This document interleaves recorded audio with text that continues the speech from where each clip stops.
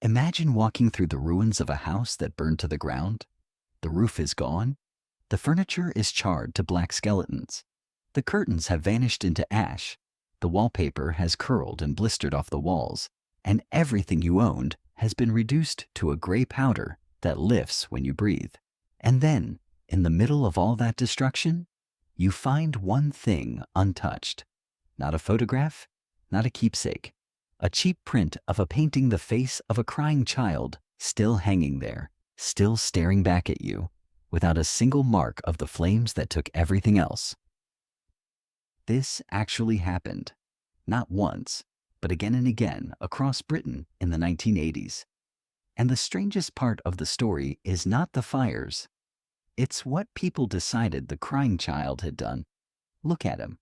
A young boy, painted in soft, smoky brushstrokes, his hair a little unkempt, his skin pale against a dark and formless background. His eyes are wet and enormous, catching the light. A single tear traces down one cheek. His mouth is turned down, not in a dramatic wail, but in something quieter and worse, the resignation of a child who has been crying for a long time and no longer expects anyone to come. There is no room around him, no mother, no toy, no window, just the boy and the darkness and you. The image was the work of an Italian painter named Bruno Amadio, who signed his sentimental portraits with the pen name Giovanni Bragolin. He was, by most accounts, academically trained, working in Venice in the years after the Second World War as a painter and restorer. Much of his life is clouded now by myth and half-remembered stories. But one thing is certain. He painted crying children, many of them, and in the middle of the 20th century, those images were turned into mass-produced prints and sold cheaply by the thousand.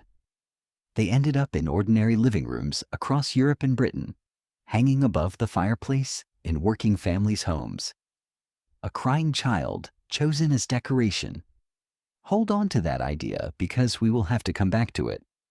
But first, the fires. In September of 1985, a British tabloid newspaper called The Sun ran a story that would take on a life of its own. A firefighter in the north of England had noticed something odd. In house after house that had been gutted by fire, one object kept turning up intact in the wreckage, a print of Bragolin's crying boy. The paper printed it, and then the letters began to arrive. Readers wrote in with their own accounts. My house burned and the crying boy survived. My sister owned one, and there was a fire. My marriage fell apart after we hung it up. Within weeks, an ordinary piece of home decor had become, in the public imagination, a cursed object. A painting that did not just survive fires, but somehow caused them. And this is where the story stops being about a painting and starts being about us, because the fear became a kind of contagion. People who had lived happily with the crying boy on their wall for years suddenly could not bear to look at it. They took the prints down. They threw them out. Some were too frightened even to do that, convinced that harming the image might provoke it. And so by the end of that October, The Sun offered a solution. Send us your cursed paintings, the paper said, and we will destroy them for you. Sackfuls arrived. And on Halloween, with a certain theatrical relish, the newspaper burned a great pile of crying boys in a public bonfire using fire, the very thing people feared, to finally kill the curse. Think about that image for a moment. Grown adults in a modern country, mailing paintings of a weeping child to a newspaper so that it could be ceremonially burned to keep them safe. To understand what really happened, we have to set the ghost story aside and look at the ordinary facts, because they are stranger than the curse. Years later, in an investigation for BBC Radio 4, the comedian and writer Steve Punt turned detective and tried to solve the mystery properly, and the explanations he uncovered were almost disappointingly rational. These were cheap mass-produced prints, and there is good reason to think they were treated with a varnish that happened to resist fire. More importantly, of everything in a burning room, the thing most likely to fail first is the small cord holding a picture to the wall. When that cord burns through, the painting falls face down onto the floor, and a print lying flat on the ground protected from the rising heat and flame, is one of the most fire-resistant positions an object in that room can be in. So, the crying boy did not survive because he was supernatural. He survived because he fell. And because there were so many of these prints in so many homes, the odds that one would turn up in the ashes of some fire, somewhere, eventually, were not slim. They were near certain. So the mystery was solved. And yet the curse did not die. The bonfire did not end it. The rational explanation did not end it. Decades later, people still whisper about the crying boy, still refuse to hang him, still feel a chill when they see that wet, staring face. And that tells us something important. Debunking a myth almost never destroys it, because the myth was never really about the facts. Here is what I think the crying boy actually is. When a house burns down, when a family loses everything, the cruelest part is not the loss. It's the meaninglessness. Fires do not choose. They do not punish the guilty and spare the good. They arrive by accident, by faulty wiring, or a dropped cigarette, or bad luck, and they take without reason. And the human mind cannot bear that. We are pattern-seeking creatures, desperate to believe that suffering has a cause, that tragedy has an author, that somewhere there is a someone or a something to blame. A cursed painting is a strange kind of mercy. It turns random catastrophe into a story with a villain.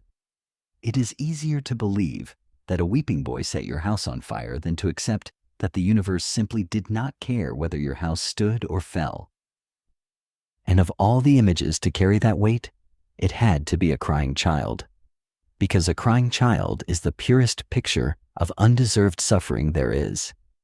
He did nothing wrong. He cannot save himself. He looks straight out at us, tears on his face, and something in us flinches, because we know we are supposed to help, and we know we cannot reach him. That helplessness is unbearable, and unbearable feelings do not simply disappear. They curdle. The tenderness we feel looking at him, mixed with the guilt of being unable to do anything, transforms into unease, and the unease, given a newspaper and a rumor, becomes fear. We did not fear the crying boy because he was evil. We feared him because he made us feel our own powerlessness in the face of innocent pain. And this is not a story that stayed in the 1980s. We live now inside an endless stream of crying children. They scroll past us every day. The child in the war zone, the child behind the charity appeal, the face in the disaster footage, the thumbnail engineered to make us stop and feel something before we swipe on. We consume images of suffering constantly, and like the families who hung the crying boy above their fireplace, we have made a strange peace with sorrow as decoration. We want to feel the compassion. We want to be the kind of person who notices pain, but we also want to feel it from a safe distance, through a screen, where the child cannot actually ask anything of us. That was the quiet horror of Bragolin's painting all along, long before any fire.